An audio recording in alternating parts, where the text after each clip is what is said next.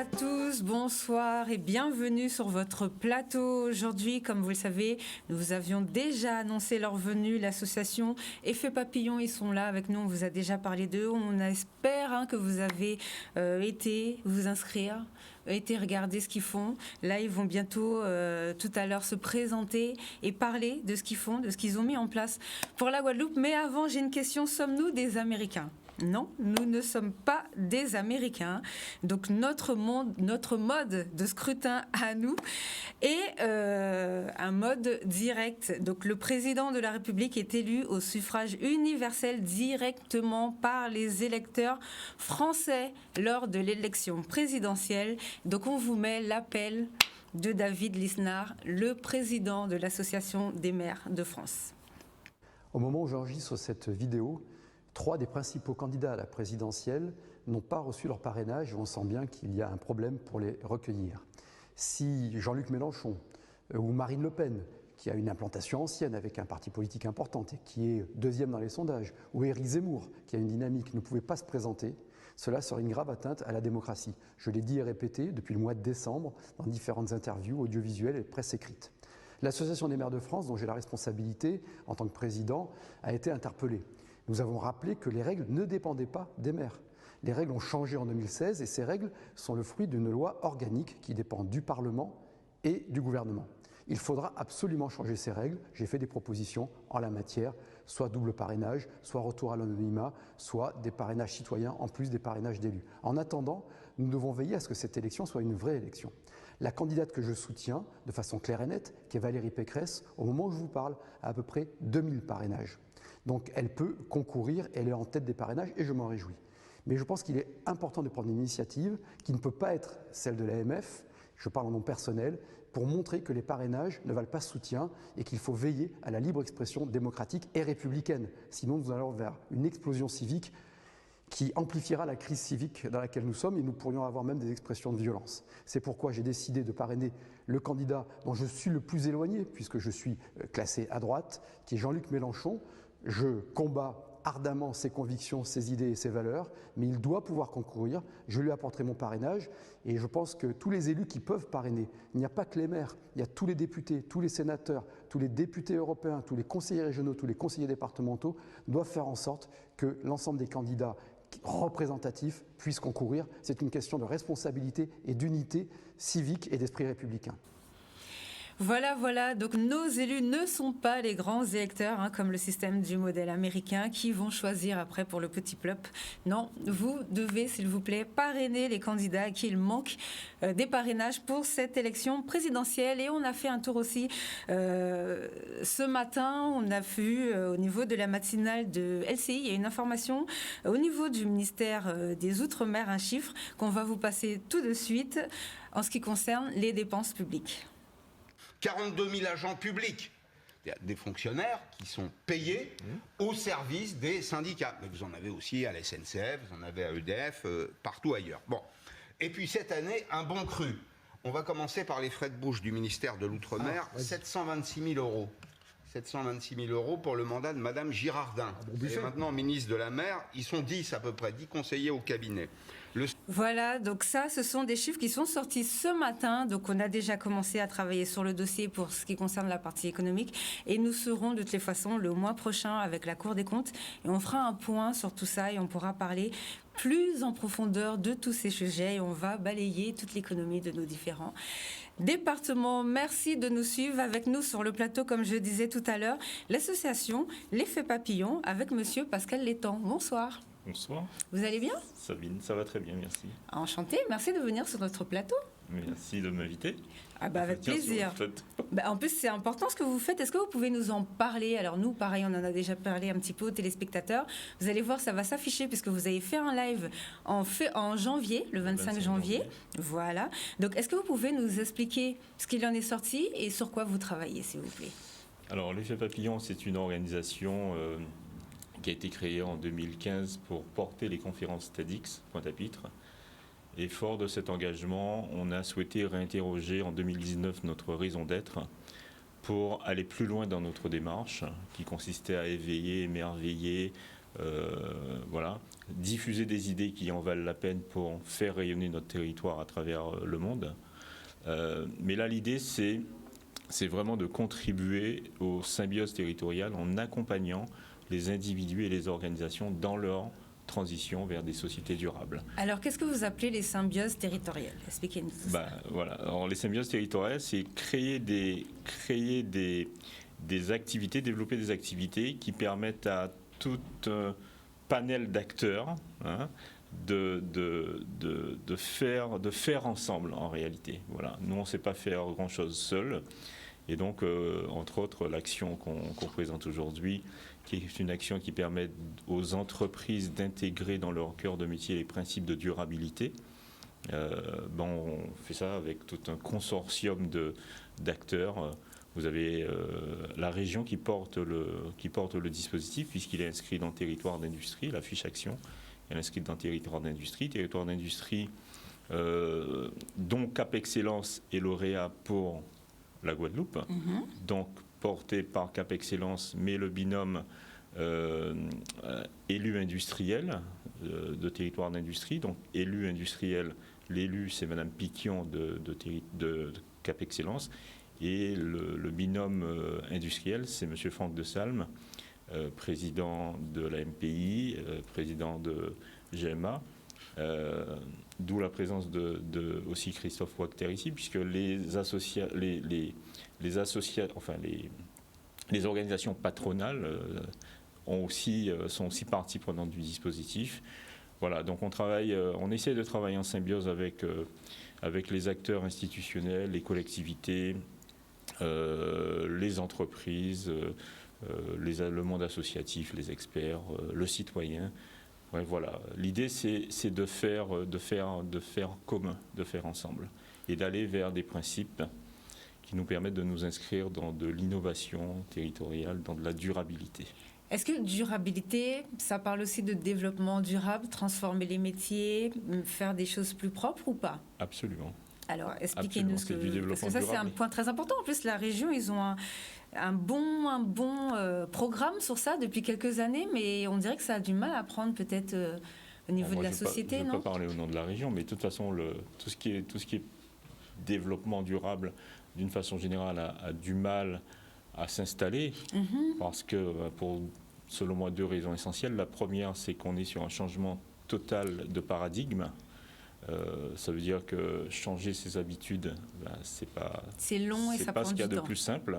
Voilà, il ne s'agit pas de dire qu'on va faire, ou il ne s'agit pas de pondre des règles, parce que changer les habitudes, c'est vraiment quelque chose de très compliqué. Et puis, il y a aussi, j'ai presque envie de dire, ces doubles discours. Voilà, on a du mal à faire la transition, on a du mal à accompagner. Il faut une volonté, je crois, politique très forte. Oui. Mais j'ai presque envie de dire que ça se joue au niveau local, mais ça va bien plus loin que ça. C'est au niveau national et c'est même une gouvernance au niveau mondial, quoi, je veux dire. Oui. Parce que on va pas. Alors nous, on pourra s'inscrire dans cette durabilité en Guadeloupe et on l'espère, parce que notre territoire est petit, il est agile, on est dynamique. C'est un territoire qui bouge. Enfin bon, moi j'ai vécu à différents endroits, mais la Guadeloupe, il n'y a rien de plus foisonnant que la Guadeloupe, quoi. On a une agilité, on a une énergie ici qui est juste dingue. En plus, ce qu'on considère comme étant un frein, notre insularité, voire notre double insularité, en réalité est un avantage aujourd'hui, et sur lequel on peut, parce que le territoire est petit, donc on connaît nos limites. On est en plus dans une région du monde où on bénéficie d'un climat qui est quand même assez intéressant, il y a une fertilité, on est en subtropical, tropical. Donc, je veux dire, la nature est abondante. On a des ressources qui sont présentes. On a du soleil en abondance, on a du vent, on a de la houle. Enfin bref, on a une des plus belles biodiversités qui soit. Donc, c'est aussi à nous d'intégrer ça et d'accélérer sur cette transition. En tout cas, c'est le travail que nous, on est en train de faire à l'effet papillon. Modestement, bien évidemment, mais c'est essayer de faire bouger les lignes, et puis c'est emmener tout le monde dans cette utopie avec nous. C'est très bien, c'est génial. En plus, j'imagine qu'il y a beaucoup d'offres d'emploi vraiment dans ce secteur. Alors, les offres d'emploi vont de plus en plus se développer. Ce sont des secteurs d'avenir parce qu'à partir du moment où vous inscrivez dans la durabilité, que vous comprenez les règles du système Terre et que vous les appliquez, donc ça veut dire qu'il y a des choses que vous n'avez plus le droit de faire. Donc, si vous n'avez plus le droit de faire ça, ça veut dire qu'il faut commencer à imaginer ce qu'on pourrait faire d'autre pour être durable. Donc ça conduit à de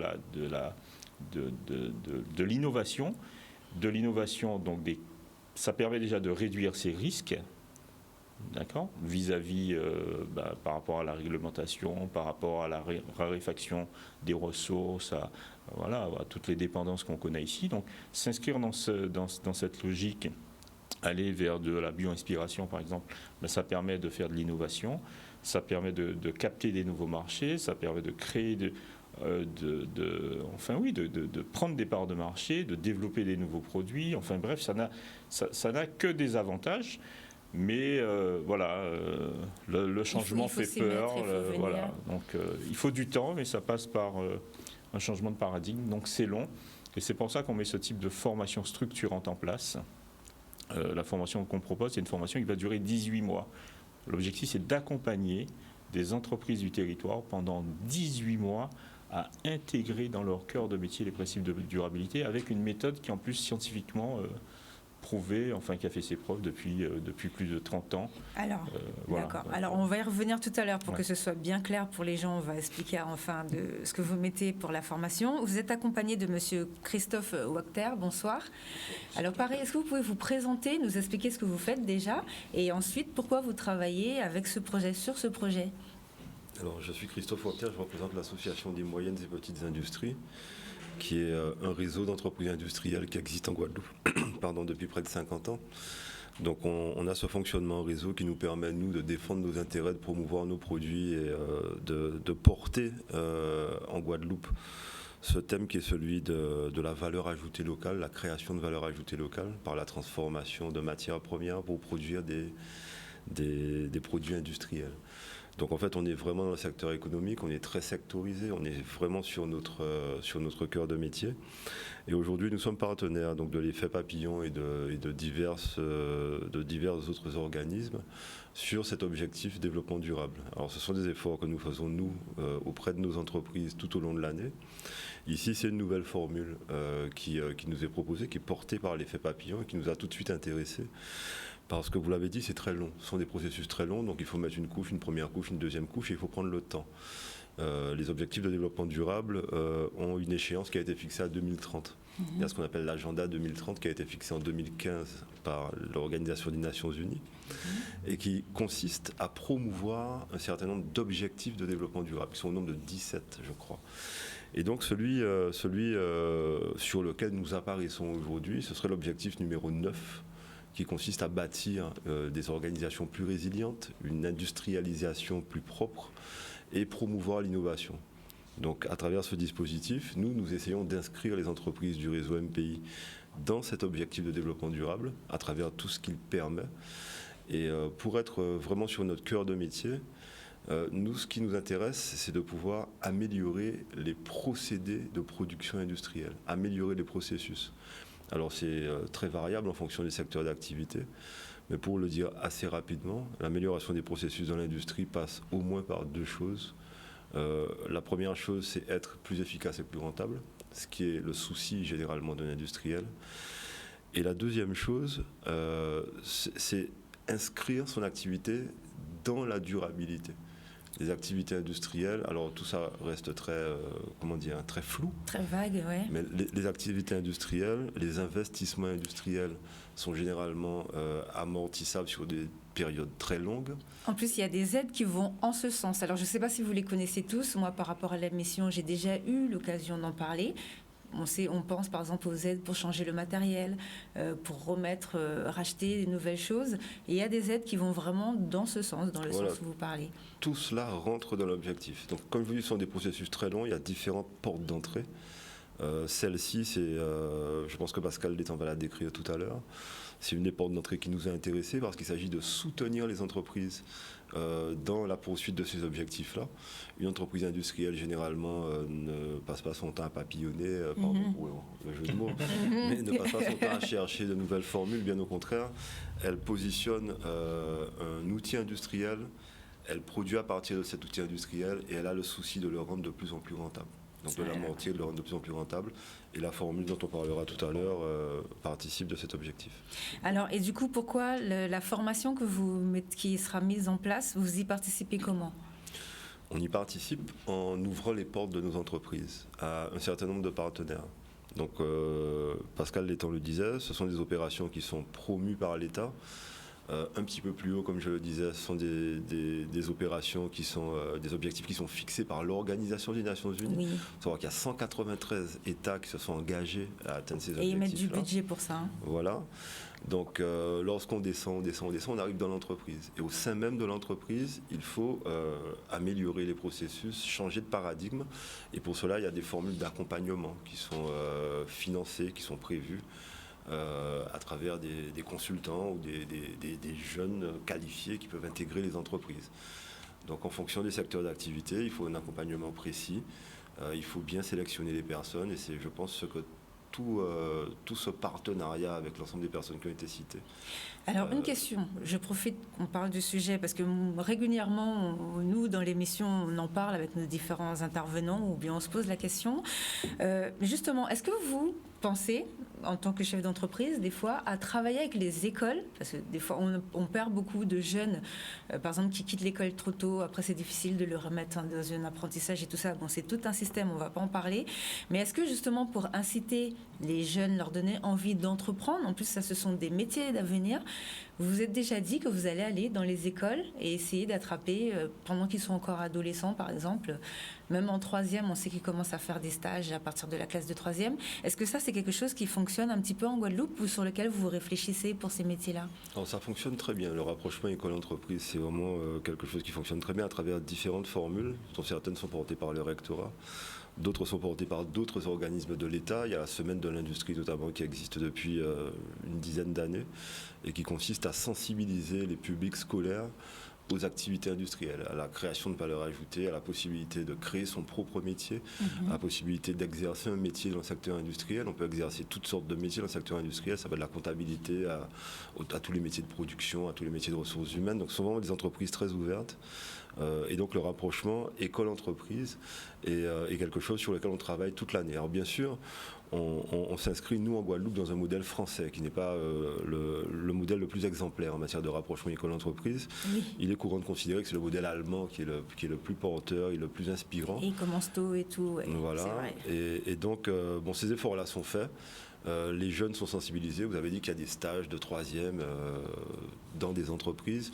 Nous, nos entreprises sont ouvertes complètement. On est en constante relation avec le rectorat. On est aussi en relation avec des parents, tout simplement, qui se présentent à la porte de certaines entreprises en disant mon enfant, c'est pas trop ce qu'il veut faire. J'ai l'impression qu'il se laisse un peu aller à l'école. Et donc, je voudrais qu'il tâte le terrain, les usines directement. Et donc, ça arrive que des chefs d'entreprise accueillent des jeunes pendant de courtes durées. Et cela peut parfois susciter des vocations, je n'en doute pas. Bon, merci, c'est une très bonne chose. On va remettre l'appel à candidature. Ça commence la semaine prochaine, il reste encore des places. Comment on fait et qui peut s'inscrire ? Comment on fait ? Alors, cet appel à candidature est ouvert à toutes les entreprises de Guadeloupe, quel que soit le secteur d'activité. Et on invite vraiment les chefs d'entreprise à poser la candidature pour leur organisation. Ensuite, c'est le comité d'évaluation, de suivi et de communication, donc ce qu'on appelait nous le COSEC, alors qui est composé de tous les partenaires du projet. Donc, vous avez la région qui porte ce dispositif avec Cap Excellence et le binôme Cap Excellence GMA.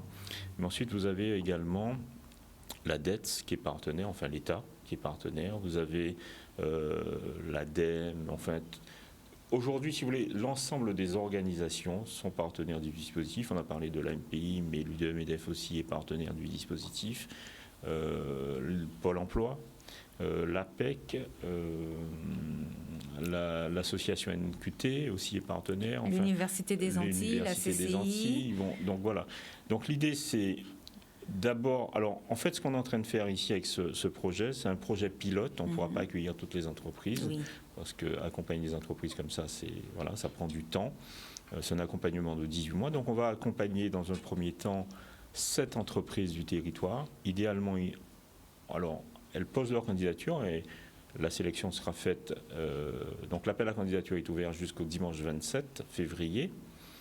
Je pense qu'on va prolonger un peu, parce que voilà, ça a été un petit peu poussif, mais je pense qu'on va prolonger un peu.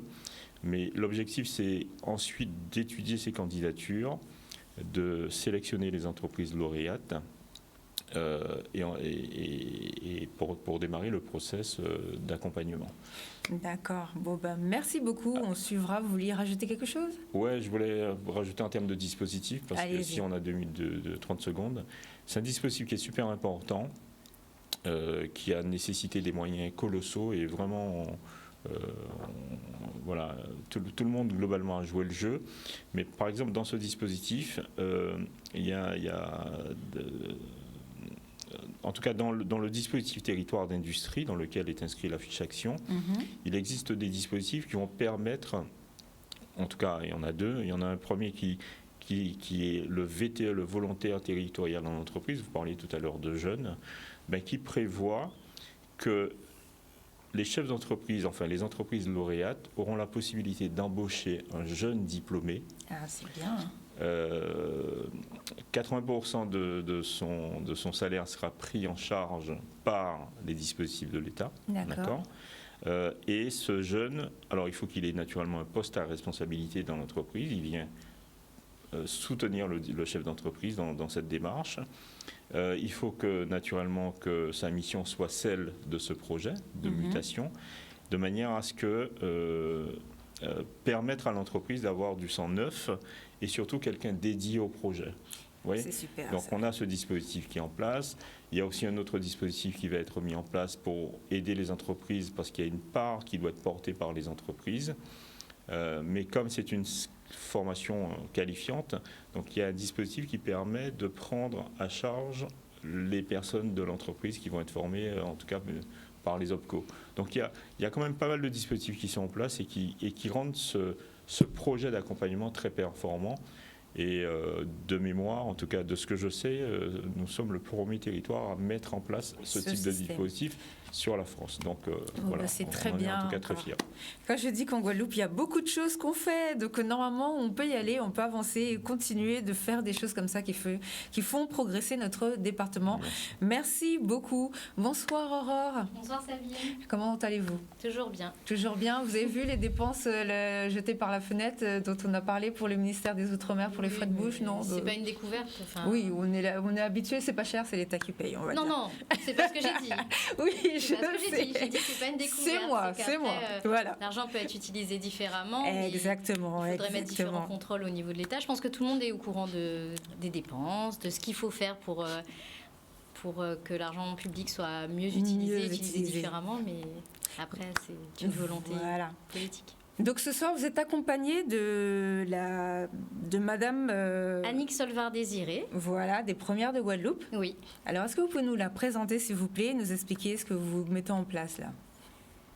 Oui. Alors Annick, nous travaillons ensemble parce que je suis experte aux premières de Guadeloupe, qui est un incubateur qui accompagne les femmes porteuses de projets de 17 à 77 ans, peut-être même plus, si on a qui ont des projets de création d'entreprise.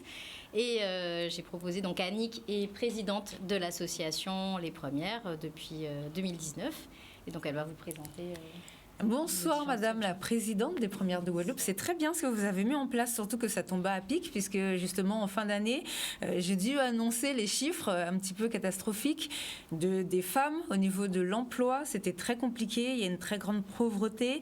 Donc c'est très bien ce que vous avez fait, c'est excellent pour notre département. Est-ce que vous pouvez vous présenter, nous parler de votre parcours et surtout nous expliquer ce que vous avez mis en place pour les Premières de Guadeloupe, s'il vous plaît ? Alors, Annick Solvard-Désiré, présidente des Premières, j'ai pris cette fonction en 2019, au moment de l'inauguration de l'association. C'est une association loi 1901. Et l'objectif des premières, c'est d'accompagner les femmes dans la création d'entreprises. Mais un accompagnement individuel et collectif. D'où des interventions au niveau de leur, comment dirais-je, la maîtrise les maîtrises de base, le marketing et autres, mais aussi l'accompagnement individuel, c'est qu'il y a un expert comme Aurore, qui peut accompagner individuellement cette femme, cette porteuse de projet, pour l'emmener jusqu'à la création de son entreprise. Et alors, notre accompagnement s'étale alors depuis l'idée, jusqu'à la création véritablement d'entreprise, l'immatriculation, mais même après, même 5 ans après, on va aider cette entreprise à pouvoir pérenniser son entreprise et devenir même embaucher d'autres personnes. Voilà un petit peu le parcours. Alors, pourquoi les premières? Alors, il faut savoir que je fais partie d'une ONG qui s'appelle les Soeurs Optimistes. Et donc, c'était un des programmes de cette ONG qui était le leadership des femmes et l'autonomisation. Et donc, c'est un peu dans cet esprit que j'ai été sollicitée pour venir créer et monter cet incubateur, puisque sous les Antilles, Guyane, et enfin sous l'outre-mer, il n'y avait que la Guyane qui avait monté parce que c'était avant tout les pionnières et qui sont devenues les premières. Et donc, la Guyane a parrainé la Guadeloupe. Et donc, voilà, c'est un peu notre objectif. Enfin, comme ça qu'est née les premières de Guadeloupe. Alors, vous nous avez envoyé des chiffres, ça va s'afficher, les chiffres clés. C'est pour notre territoire ou bien c'est pour C'est notre territoire, depuis l'ouverture des premières. Actuellement, nous accompagnons 49 porteuses de projets, dont 13 créations d'entreprises depuis l'ouverture. C'est bien. Et puis, nous participons actuellement à un vaste programme porté par BPI France, qui est d'aider à la création d'entreprises dans les quartiers prioritaires de la ville. Alors, est-ce que vous pouvez nous parler de ça, s'il vous plaît? Parce que c'est vrai qu'on en a parlé et il y a beaucoup de questions se remonter, du coup, parce qu'il y a beaucoup de pauvreté, c'est difficile de trouver un travail, d'aller en formation. Est-ce que vous pouvez nous en parler?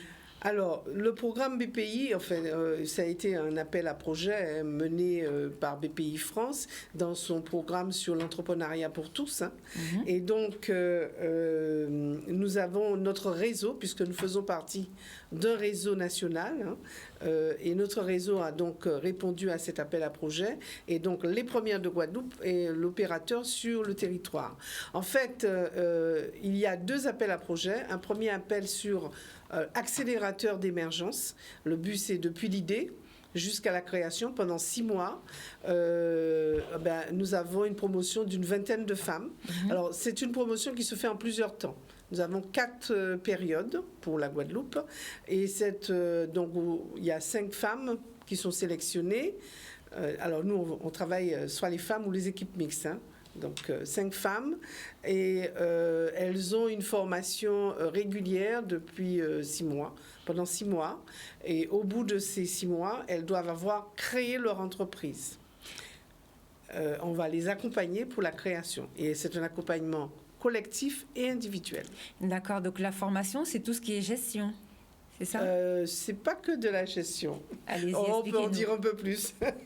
Du coup, je suis référente on a 5 porteuses qui ont commencé avec nous depuis le mois de novembre. Vous avez suivi en plus pour le lancement, il me semble. Oui. Et le principe est que chaque lundi, elles se retrouvent avec des thématiques différentes. Elles vont commencer. La première thématique, on travaille toujours la posture, puisque c'est la base pour la chef d'entreprise, qu'elle puisse avoir des leviers de motivation suffisants pour continuer, parce qu'on est sur une course de fond et que c'est la constance qui fera la différence lors de ce parcours de porteuse de projet. Ensuite, on va continuer sur l'étude de marché, sur comment faire un persona, comment faire son étude qualitative, quantitative, comment mettre en place sa stratégie commerciale et marketing en fonction de ce qu'on a vu dans son étude de marché, comment ensuite travailler pour collecter les premiers éléments sur ses prévisions financières pour que les chiffres collectés soient cohérents, vraisemblables et puissent s'inscrire dans des prévisions qui soient présentables, pour ensuite commencer le travail avec l'expert comptable, le cabinet d'avocats, Ce qui est intéressant avec la formation BPI, c'est que c'est une promotion, il y en a 5 là de Guadeloupe, pour chaque promotion, donc il y en a 5 de Guadeloupe, mais qu'elles sont vraiment dans une cohorte nationale. Donc on va en avoir aussi qui sont à Aix-en-Provence, qui vont être en région parisienne, qui vont être en Occitanie, enfin donc différentes. Donc les discussions sont enrichies de toutes nos différences territoriales. Mais en plus de cette formation qui est en distanciel, parce que le distanciel a quand même ses limites, après chaque formation, 2 jours après, on se voit pour débriefer de ce qui a été dit et puis pour aider les porteuses à travailler sur chacune de leurs étapes, puisque quand on est en phase de création d'entreprise, ou en tout cas de réflexion sur son activité, souvent c'est des femmes qui peuvent être salariées, qui ont des enfants, qui ont un foyer à gérer, et elles ont besoin de ce temps dédié, de se dire, c'est le mercredi après-midi, tous les mercredis après-midi, les enfants sont gardés, et nous on travaille sur nos projets, on bloque, on a 3 heures, où on va réfléchir sur chacune des étapes, sur notre marque, le logo, l'image, la stratégie. Et c'est important. Et c'est un temps qui est dédié, qui est important. On se retrouve, notre local est à Moudong, qu'on se retrouve le mercredi. Et après, ponctuellement, elles échangent aussi avec moi par email ou par téléphone quand elles ont des points de blocage. Puisque l'idée, c'est que, quel que soit leur problème, le réseau, on a une solution à leur apporter et on est partenaire, on a plusieurs partenaires qui travaillent avec nous. On est partenaire avec l'UDE, avec BPI du coup, et chacune d'entre nous peut apporter une solution ou un numéro de téléphone qui va lui permettre d'avoir la réponse à sa question. Ce qu'il faut savoir, c'est que nos experts sont aussi des professionnels, sont des chefs d'entreprise. Et donc, ils peuvent apporter leur expérience personnelle aussi dans la création de cette entreprise. Et donc, elles ont aussi, alors en dehors de ce travail d'atelier, elles ont vraiment une bonne part de coaching individuel sur la posture, le développement et aussi l'accompagnement au niveau financier, où on va les aider à aller rechercher les fonds. Parce que ça aussi, c'est un sacré problème. Ça, c'est un sacré... Nous ne donnons pas de fonds. C'est un sacré morceau, j'imagine. Mais il faut aller rechercher les fonds. Voilà. Alors, bon, en plus, tout à l'heure, on parlait de durabilité. Nous, fréquemment, dans l'émission, on parle du fameux projet de la région, par exemple, qui est, on sait, objectif 0 défaut en 2030, pareil. Il y a beaucoup, un gros pôle sur la biodiversité. Est-ce que ce sont des métiers qui plaisent? Est-ce que vous voyez au niveau, les gens qui veulent ouvrir des nouvelles entreprises commencent un petit peu à se tourner vers ce secteur d'activité? On parlait un jour, justement, il y avait monsieur de Gaillan de la diète. Je lui ai posé la question pour la pharmacopée, parce que ça commence à monter aussi, nos médicaments, c'est reconnu au niveau de l'OMS, donc ça aussi c'est un développement à mettre en place. Et il y a les personnes âgées, puisque la population est vieillissante. Est-ce que ce sont des secteurs d'activité que les gens vous demandent ou sur lesquels vous travaillez, que vous proposez? Comment ça fonctionne pour ce qui est au niveau des différents secteurs? Alors, en matière de biodiversité et de l'économie circulaire, je dirais, nous avons pas mal de beaux projets. Nous avons, par exemple, une jeune femme qui développe le projet R3 Attitude, qui est justement dans l'esprit de pouvoir transformer et de rendre plus propre l'entreprise. Ça, il y a cette entreprise-là qui est créée et qui fonctionne. Nous avons aussi, là, dernièrement, nous avons une porteuse qui a été d'ailleurs lauréate à Bioboss. Et qui s'appelle Valogétal, qui est dans la transformation des produits locaux, du coco, le charbon, pour pouvoir donner création de charbon, production de charbon pour pouvoir épurer l'eau à partir des fibres de coco. Et qui travaille aussi sous d'autres matières pour tout ce qui est dans la pharmacopée locale. Nous avons encore un autre projet qui fonctionne sur la consigne du verre. C'est aussi une façon de pouvoir travailler dans cet esprit-là. Et nous venons de sélectionner une dizaine de femmes. On a au moins 5 projets qui est dans ce domaine-là. Franchement, c'est vraiment des bonnes choses. Et ce sont elles qui viennent naturellement avec ce leur projet. Alors là, nous accueillons, vous écoutez, vous accompagnez. Nous accompagnons tous les projets dès que c'est réalisable, bien sûr, parce que le fonctionnement des premières, il y a quand même une sélection qui se fait. Nous ne pourrons pas accompagner tout le monde, malheureusement. Donc, nous avons il y a le système BPI où c'est une sélection, effectivement, avec une commission où BPI France est présente, et ainsi que nos partenaires, pour pouvoir faire le choix de ces 5 candidates. Concernant le fonctionnement même de l'incubateur, nous avons commencé, nous venons d'avoir ce qu'on appelle un start. Donc, nous proposons pendant 48 heures une rencontre avec ces femmes qui s'inscrivent. Elles ont, je dirais, une session qui s'appelle Oser entreprendre, qui est menée par Aurore. Et aussi, elles ont une partie avec les psychologues du travail sur la motivation, le savoir-être entrepreneurial. Et à la fin, elles doivent pitcher, elles doivent présenter leur projet. Et en fonction des projets, la commission se décide et en retient. Là, nous en venons de retenir 8 femmes avec de très beaux projets. Franchement, c'est génial. Voilà. Franchement, c'est génial. Alors, la première session, c'était en novembre, c'est ça? Donc là, vous êtes sur déjà vos 5 premières. Et là, les 8 que vous retenez là maintenant. Voilà, on va démarrer la deuxième. Mais c'est 2 choses, en fait. Il y a BPI, où il y a eu la première session en novembre. Et sinon, l'accompagnement classique, on a des sessions qui recommencent tous les 3 mois. Oui. C'est deux circuits différents. Mais dans tous les cas, on accompagne. Alors, pour BPI, justement, on va démarrer la deuxième session le 7 mars. Et nous avons, jusqu'à demain, nous prenons les candidatures QPV parce que nous avons la commission de sélection le 25. Alors, quel numéro de téléphone? C'est jusqu'à demain. Il faut aller sur le site www.lespremières de Guadeloupe et taper programme BPI. D'accord. C'est jusqu'à demain. Demain. Est-ce que, là, vous avez déjà retenu les 8 personnes? C'était sur quel critère? Pour le start, oui, c'est fait. C'est réglé, ça a été la semaine dernière. D'accord. Donc, comme vous nous avez parlé de l'importance du projet, j'imagine que ce sont des nouveaux chefs d'entreprise qu'il va falloir nous emmener pour qu'on puisse les présenter aussi à la population. Pour qu'ils déjà, nous allons vous présenter celles qui sont déjà là, qui sont déjà là et qui ont vraiment de beaux projets et qui travaillent, qui ont créé leur entreprise. Franchement, c'est génial. Donc, nous, on continue le suivi sur ce point-là. De toute façon, nous, on a notre chronique mensuelle et ensuite, on fera les accompagnements pour aller visiter et découvrir les nouvelles entreprises guadeloupéennes. Est-ce que vous voulez rajouter quelque chose? Que celles qui souhaitent découvrir l'association Les Premières de Guadeloupe, nous ouvrons nos portes le dernier samedi de chaque mois pour un événement qui s'appelle les Matinales. Et qu'il y a entre autres une porteuse de projet qui le dernier samedi du mois va présenter son concept ce samedi.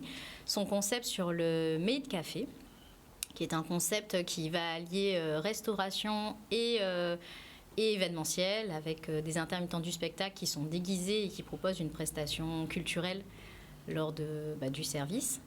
Donc de 10h à midi, notre local se trouve en haut de l'immeuble La Vitrerie, derrière le 8 à 8 qui est à Moudong Sud.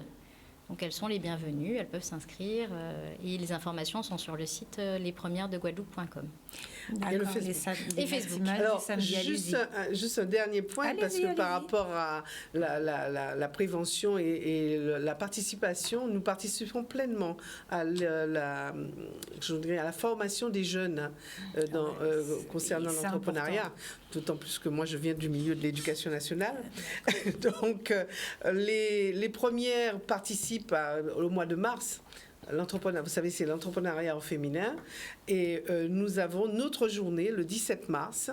Et nous allons être dans les établissements scolaires avec des porteurs de projets sur justement la formation des jeunes à l'entrepreneuriat. On va essayer de vous suivre là pour les établissements scolaires. Ça fait trop longtemps. À chaque fois, je demande les écoles. Donc là, on va essayer d'envoyer une équipe. Je vais regarder tout ça. Il va falloir nous rappeler toutes ces dates très intéressantes à noter dans votre agenda. Je voudrais qu'on fasse juste un petit point sur comment s'est passé je crois que c'était une conférence, enfin c'était une journée avec Jeunesse Outre-mer. Alors comment ça s'est passé? Quel était le bilan de cette journée? Ça s'est passé très bien. Alors c'est mon autre casquette de l'association Jeunesse Outre-mer, comme je dois m'ennuyer, mais que j'adore ça. Donc l'association Jeunesse Outre-mer a lancé la deuxième session du dispositif Insertion Plus pour les bénéficiaires du Sud Basse-Terre entre 18 et 30 ans. On a fait le lancement à l'Archipel samedi, il y a 15 jours.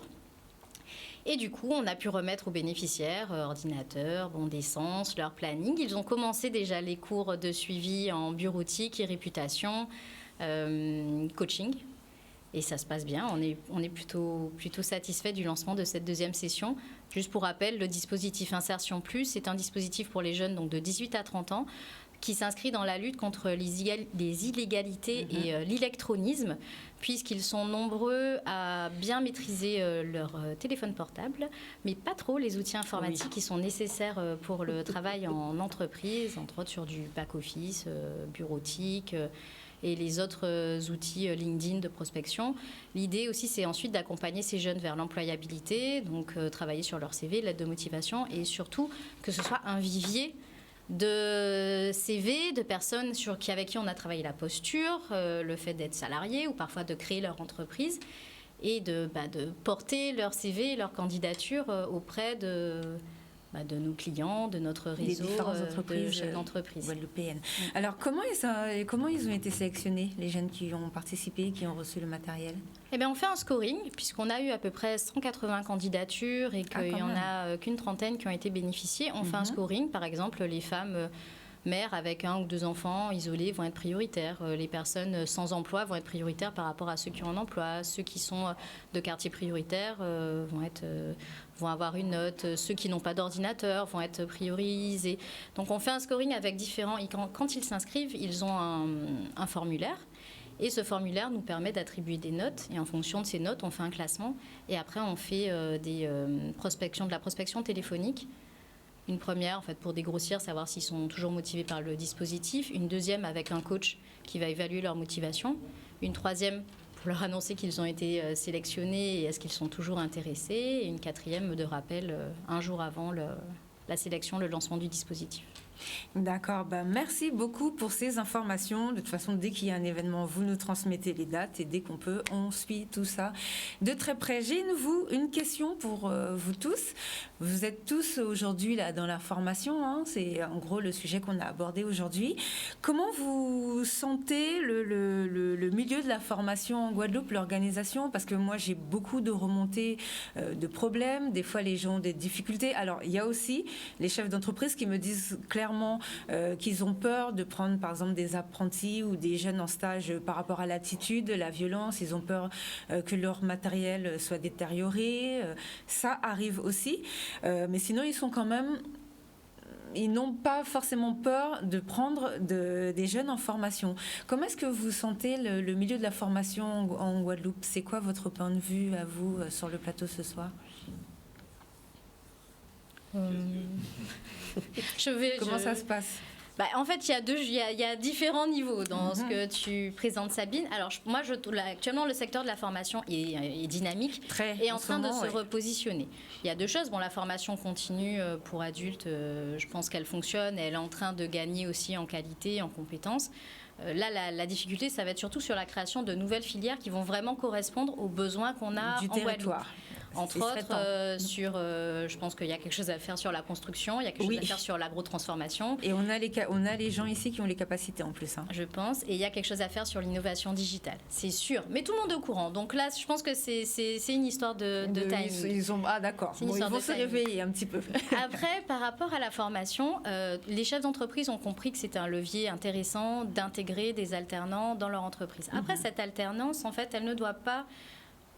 Déjà, le chef d'entreprise, il y a des compétences managériales à améliorer et je pense qu'il y a une prise de conscience là-dessus. Parce qu'un alternant ne peut pas rentrer dans une entreprise et ne pas être accueilli aussi dans des bonnes conditions.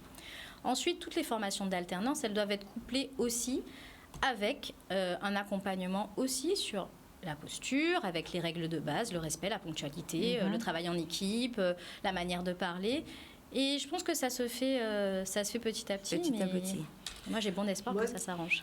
Allez-y. Moi, j'ajouterais, parce que je viens du monde de l'éducation et en l'occurrence, j'étais proviseur d'un lycée à la fois professionnel et général.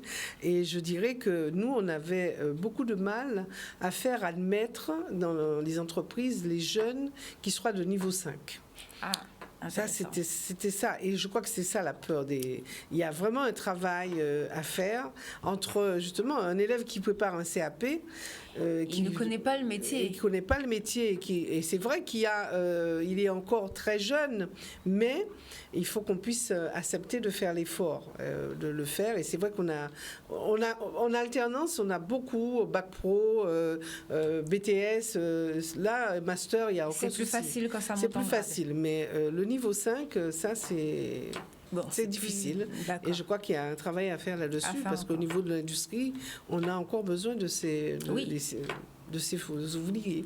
Voilà. Ne serait-ce que pour même la transmission, il faut aussi que nos jeunes sachent comment travailler sur notre territoire. Qu'est-ce que vous en pensez? Qu'est-ce que vous constatez, vous, au niveau des industries en Guadeloupe? L'offre de formation est foisonnante. Il y a vraiment toutes sortes de possibilités d'accéder à des formations, autant des organismes privés que la structure publique en charge de la formation. L'offre est vraiment foisonnante. On a un peu le sentiment que ça, c'est un peu générationnel, qu'il y a une baisse de la motivation. De la part des jeunes. Les jeunes, je globalise évidemment, hein, je ne cherche pas à dire que les jeunes ne cherchent pas à se former, mais il y a vraiment une baisse de la motivation. Moi, j'entends beaucoup de chefs d'entreprise qui sont prêts à accueillir des jeunes. C'est vrai que les jeunes systématiquement partent. Enfin, ils se disent on Voilà. part. Ils sont prêts à accueillir des jeunes. Par contre, les jeunes ne se présentent pas à leur porte. Mais est-ce qu'ils D'un savent autre côté, on entend des jeunes qui ne trouvent pas d'entreprise pour de l'apprentissage. Donc je crois que quelque part, pour croiser l'offre et la demande, il faut aussi un chef d'orchestre. Le problème en Guadeloupe, c'est que sur cette jonction entre l'offre et la demande, C'est pas il y a fait. trop de chefs d'orchestre. Ça, je veux bien le Voilà. croire. Et c'est un petit peu là où le bas blesse, à mon sens. Il faudrait qu'il y ait une communication qui soit claire, quoi, tout simplement. Ou alors un guichet unique qui rapprocherait l'offre de la demande. Mais on a un peu le sentiment qu'il y a trop de chefs d'orchestre. Et chacun veut mettre son Il y a petit trop grain. d'objectifs et finalement, on ne fait jamais de bilan.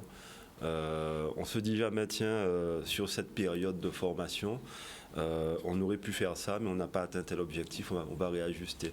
Donc il y a, je crois aussi, peut-être à un niveau institutionnel, matière à réfléchir et à retravailler un petit peu le dispositif. Sur ce point, c'est pas moi qui vous dirai le contraire. Est-ce que vous avez un avis sur ça? Ouais, non, je rejoins ce qui a été dit, simplement pour ajouter que c'est vrai qu'il y a une déconnexion entre le besoin et la formation proposée. Voilà, il y a trop de décalage encore. On n'est pas assez proactif et en tout cas, ça mérite. J'ai le sentiment qu'on ne fait pas suffisamment de prospective ici. Ah. On est Voilà. toujours en train de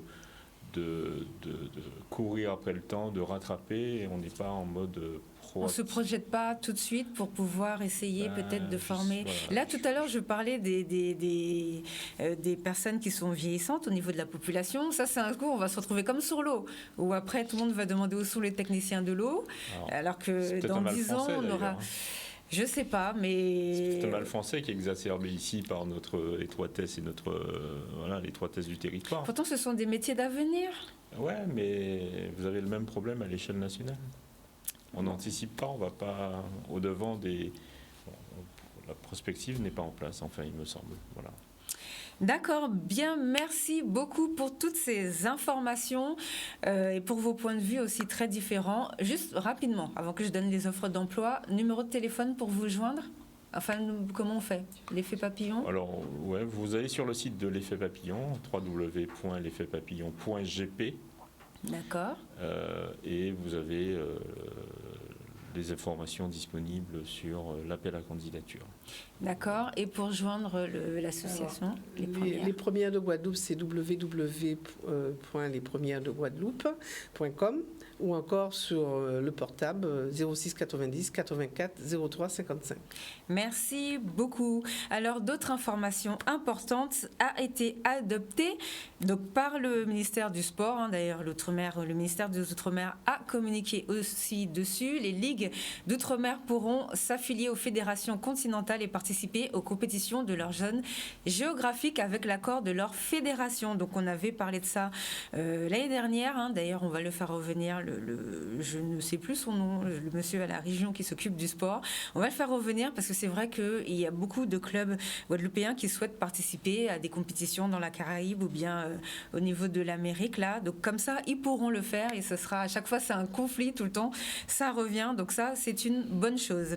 Ensuite, il y a eu l'ouverture de l'antenne de 60 000 rebonds en Guadeloupe. Donc c'est un communiqué du MEDEF, l'Union des entreprises de Guadeloupe. Donc l'équipe de l'association 60 000 rebonds a l'honneur de vous faire part de l'ouverture de son antenne en Guadeloupe en partenariat avec le UDE MEDEF de Guadeloupe. Ils ont fait une conférence de presse le vendredi 18 à Jarry. Comme nous savons, la crise sanitaire s'amplifie, elle dure. Les entrepreneurs sont inquiets et souvent seuls face aux difficultés. Donc cette situation hors du commun nécessite des réponses concrètes pour les aider à rebondir. N'hésitez pas à contacter le MEDEF pour avoir des informations supplémentaires si vous êtes en difficulté. Comme ça, ils pourront vous aiguiller et vous mettre en relation avec l'association en cas de nécessité. Et toujours avec Officiem Conseil. Nous avons toujours les mêmes offres d'emploi, elles ne sont pas encore pourvues, donc n'hésitez pas à postuler. En plus, ça fonctionne, ça tourne assez bien et ce sont des emplois assez bien payés. Première offre d'emploi, comptable confirmé, donc 2350 2750 euros brut mensuels. C'est un emploi qui est en Guadeloupe. Ensuite, il y a un directeur, on recherche un directeur de filiale pour un CDI à négocier. C'est un emploi qui est en Martinique. Au Robert, il y a le poste de responsable d'exploitation secteur automobile. C'est un CDI, donc payé 2007 à 3005 brut mensuel. C'est un emploi qui est en Guadeloupe. Donc n'hésitez pas, celle-ci aussi, ça fait un moment qu'elle tourne quand même, ça doit faire peut-être la 3e semaine qu'on en parle, donc n'hésitez pas à postuler, en plus c'est bien payé, c'est aux abîmes. Ensuite, assistant de direction, on cherche un assistant de direction 2100 euros ou 2300 euros brut mensuel, c'est un emploi qui est au Moule en Guadeloupe. Et la dernière offre d'emploi de la semaine, on recherche un agent comptable 2100 ou 2003 brut mensuel en Guadeloupe au Moule, et les autres offres sont déjà parties. Le numéro de téléphone, toujours Yannick Gotham, vous savez, c'est le Guadeloupéen qui est revenu en Guadeloupe, qui avait fait l'application Carter et qui vous trouve de super plans, un super chasseur de tête. 06 90, c'est un portable, 95 81 51. Merci à tous de nous avoir suivis. La semaine prochaine, c'est férié. Donc à lundi 7 mars, je crois que oui, lundi, on devrait être avec... bon, je ne m'avance pas. À lundi 7 mars. Merci beaucoup. Au revoir à tous. Merci de votre participation ce soir. Merci Sabine.